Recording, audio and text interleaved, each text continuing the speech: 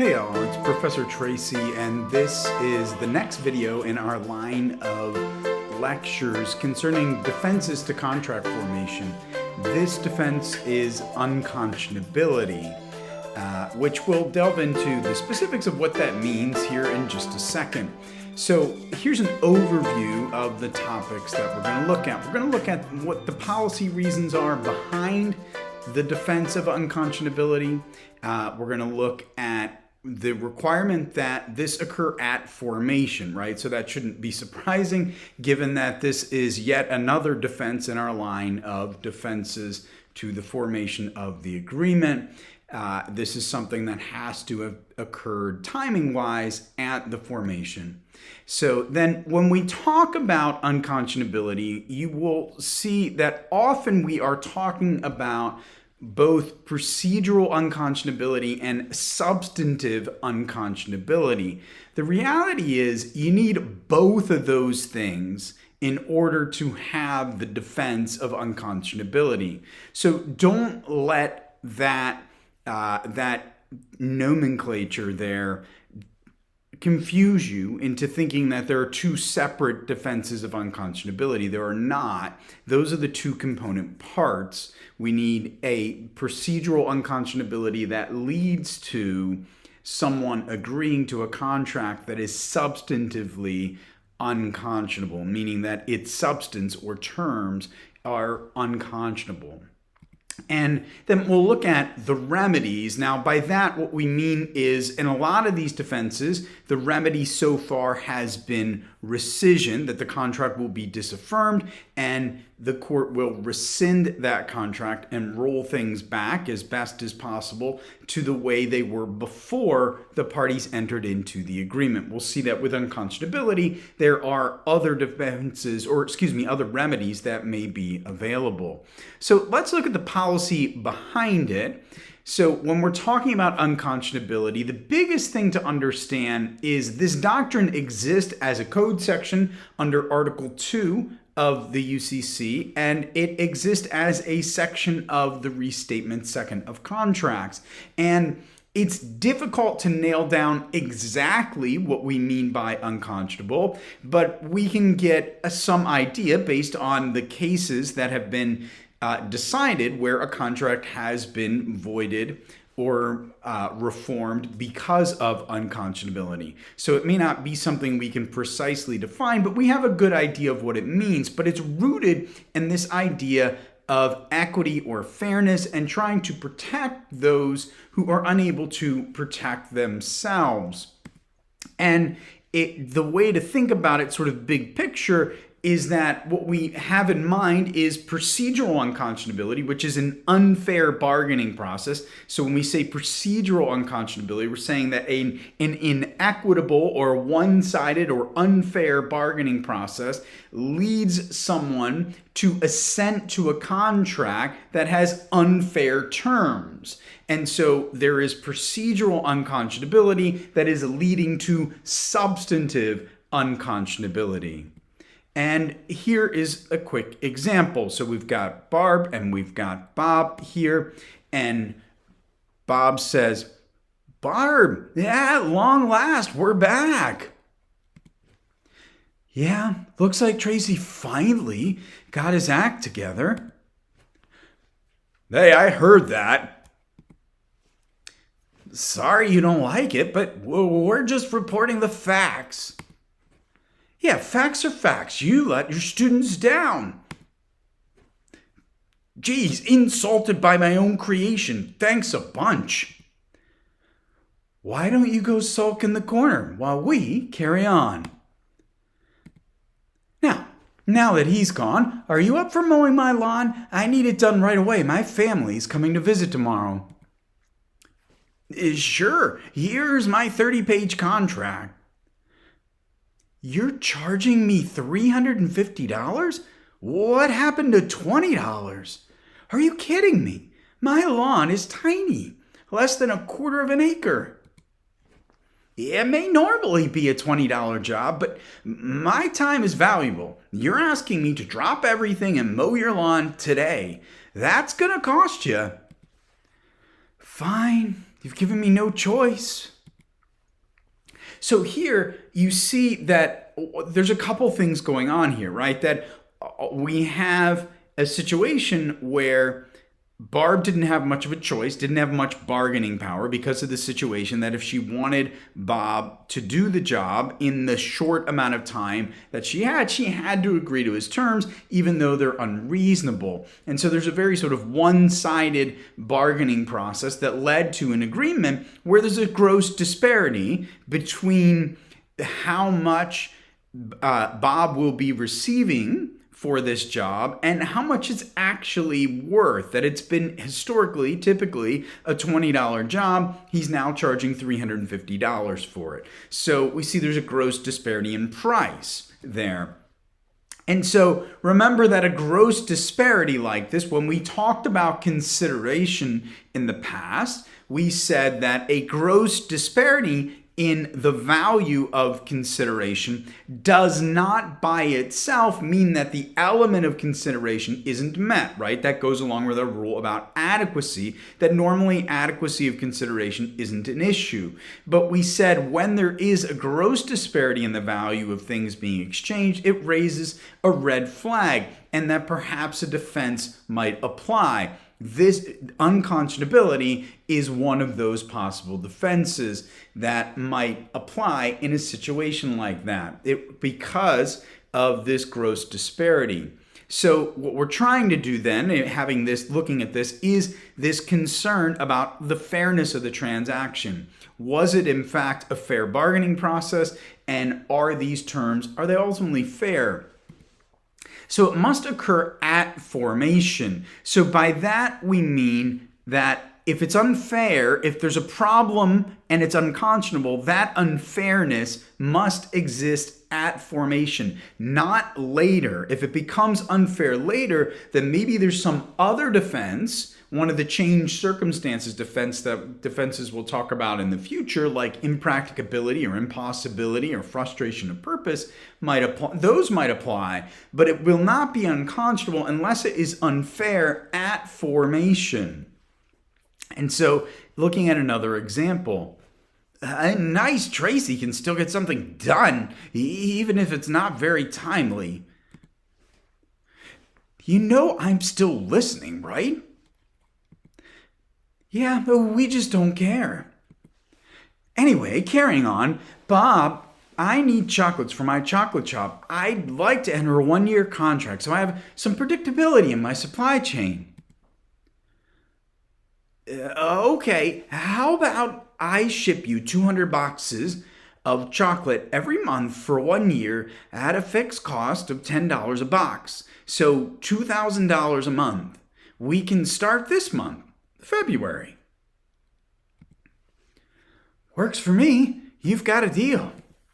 And so here, everything apparently was fine at the beginning, right? Nobody seemed to have a concern about the fairness of this contract. We're 6 months into a 1-year contract, and all of a sudden, right? Barb, the cost of my ingredients has gone way up. I'm losing tons of money. I need out of our contract or I'm going to go out of business.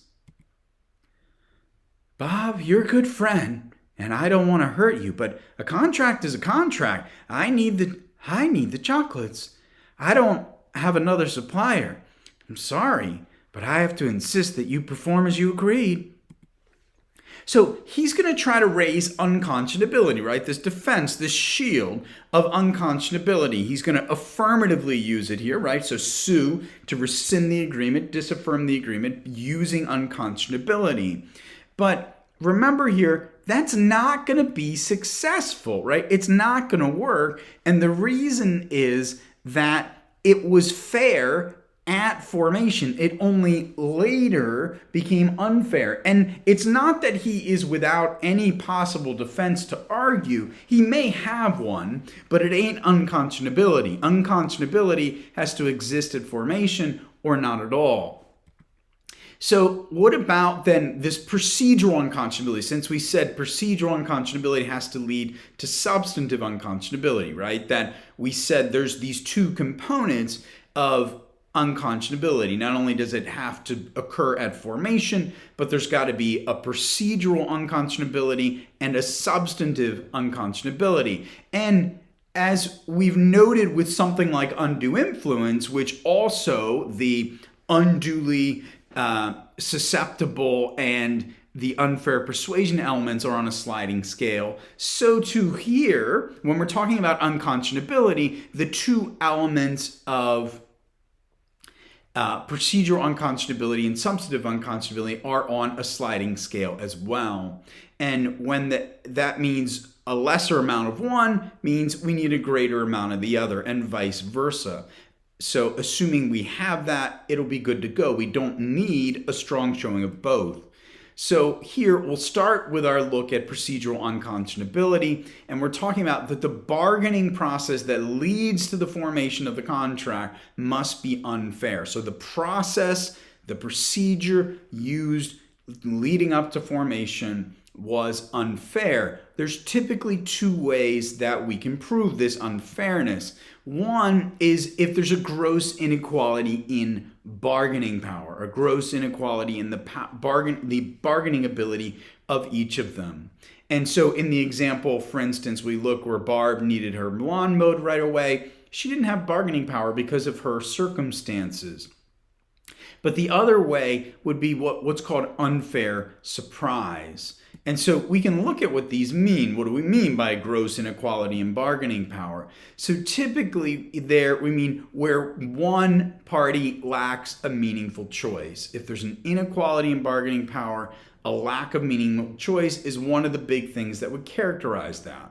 Because if I have no choice, then I have no means to bargain, right? If I've got to go through with it, then it's like, well, no matter what, I have to agree. A contract of adhesion is a typical example. Remember that a contract of adhesion is a take it or leave it contract, which are common. But so one thing to remember is don't now lodge in your head that contracts of adhesions are always unconscionable. No, but they indicate that they may indicate gross inequality in bargaining power, and therefore perhaps the procedural element of unconscionability is satisfied, but we would still need the substantive side or element of unconscionability. So contracts of adhesions are used all the time, and they are often okay. But it's usually because the substantive terms are okay. So we can look at an example here of a gross inequality in bargaining power here. And Bob says, Barb, I'm an idiot. Well, I'm glad you finally realized the truth. No, seriously, my car is sitting in my driveway, but I have no gas. I didn't feel like gassing it up last night. When I went out this morning to start it up, the engine just sputters. What am I supposed to do about this? You can take me to the gas station so I can fill up my gas can. Is that okay? I'll pay you $10 for your time. Please? I'm out of options. No one else is available. Oh, I see.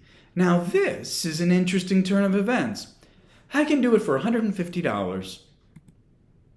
What? It's like 5 minutes down the road. You want $150? That's ridiculous. Do you want the gas or not? I won't do it for less than $150. I don't have much of a choice, do I? Fine. I'll pay you $150. Whatever. So if he in fact lacks meaningful choice, which he appeared to there, right? He needed gas. Barb was his only option, so he had to pay what she wanted. He didn't have any bargaining power, right? So that meant he had to agree. So there was a gross inequality in bargaining power. So that's one way to prove procedural unconscionability. The other would be unfair surprise. Unfair surprise is that the parties' reasonable expectations are disappointed, or that they're frustrated through this, right? Meaning that they don't know, they don't understand the contract terms. There might be sharp business practices or hidden terms. So this unfair surprise, remember, we're still talking about procedural unconscionability. So there, it could be something like this. Hey, Bob, you're just the person I needed to see. Great. You come up with another way to rip me off? No. My mom is flying into the town tomorrow night. I need to pick her up at the airport. I want my car to look respectable. If I pay you $50, will you wash my car tomorrow morning? Sure. Here's my 600-page car washing agreement. This again? I can't read 600 pages. Can I just sign and be done with it? Of course. It's all standard stuff. Nothing surprising. Sign, and I'll be there bright and early tomorrow morning to wash your car. Okay. Sign, and here you go. Perfect. So 2 weeks later, right? So he washed the car, and then 2 weeks elapsed. Thanks again for washing my car last week. You're a real lifesaver. Ugh, I just remembered I haven't paid you for that yet. Can I pay you later? Oh, don't worry about the money. On page 458, it says if you don't pay me within 1 week, I have the right to your car. So you can just hand me the title and the keys to your car and we'll be squared away. So there, understand what we're saying with procedural unconscionability. One possibility is an inequality in bargaining power, typically that comes up or manifests as a lack of meaningful choice, and a contract adhesion being one example. The other thing here is unfair surprise. And unfair surprise comes in many ways. Could be sharp business practices, but it could be buried terms or hidden terms, providing a 600-page contract and burying this provision in it. That would be unfair surprise, that the process of the agreement is problematic here, that it's procedurally unconscionable, which is putting someone saying, here's a 600-page agreement when they need something done right away. They don't have time to review it and then get back to you for it. And that's what occurred here.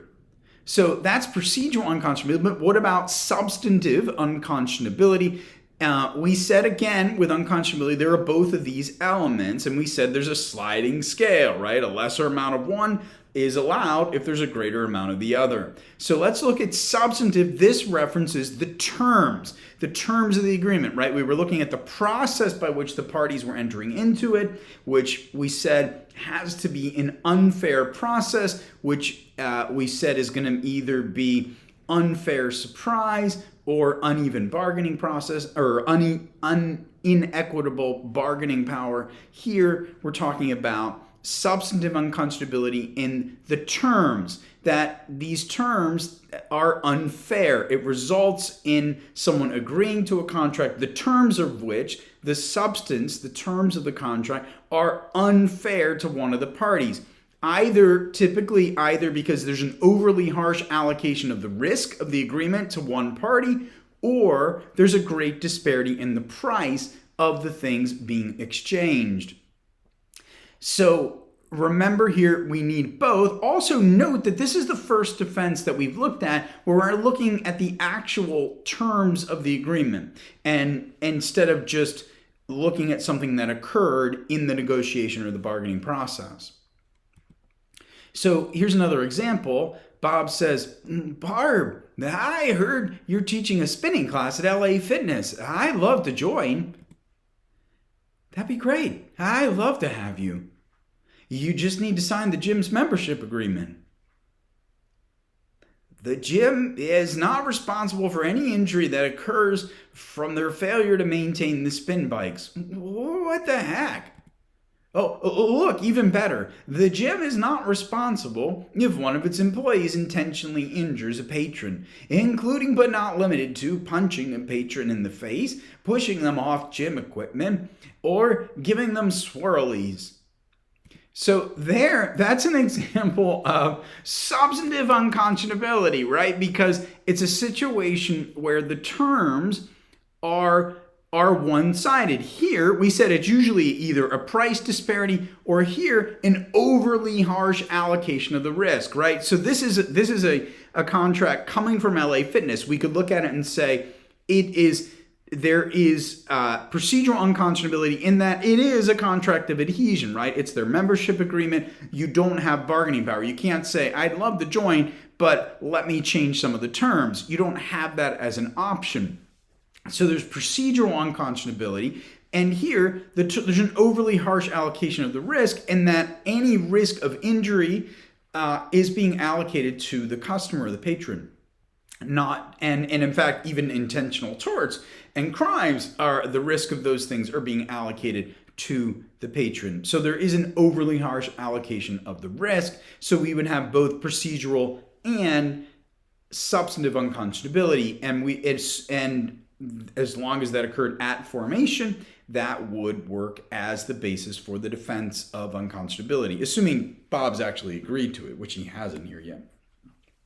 But so that's substantive unconscionability. Then we've got to think about, well, what about the remedies that are available? We said in the past it's typically rescission, and that's still a possibility here, is that you could seek rescission, that the victim of unconscionability could seek rescission of the agreement. But if it's only particular provisions, because now we have in view the terms of the agreement, whereas before we didn't, now severance of those terms is a possibility, assuming they're terms that can be isolated from the rest of the agreement and that the agreement will still function. Without them, they could be severed out. And in certain circumstances, you may get reformation, or what's sometimes referred to as blue penciling, where the court will go in and rewrite the terms that are offensive or unconscionable in order to bring them in line with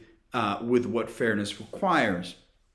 So all three of these are possibilities, although keep in mind, and we'll say more about this when we get to things talking about like illegality and public policy, but keep in mind that reformation is not often used, in the sense that the courts typically have viewed their job as not to rewrite the parties' agreement. So they're only typically going to do that if it can be done with sort of a minimal rewriting. Not if they're having to go in and dramatically rewrite things to save it, then that's not going to be the kind of remedy that they're going to use. But all three of them are possible remedies for unconscionability. So that's it. I hope that's helpful. As always, I appreciate your support, and the best way to show that is to like and subscribe. And thanks again. Have a great rest of your day. Bye.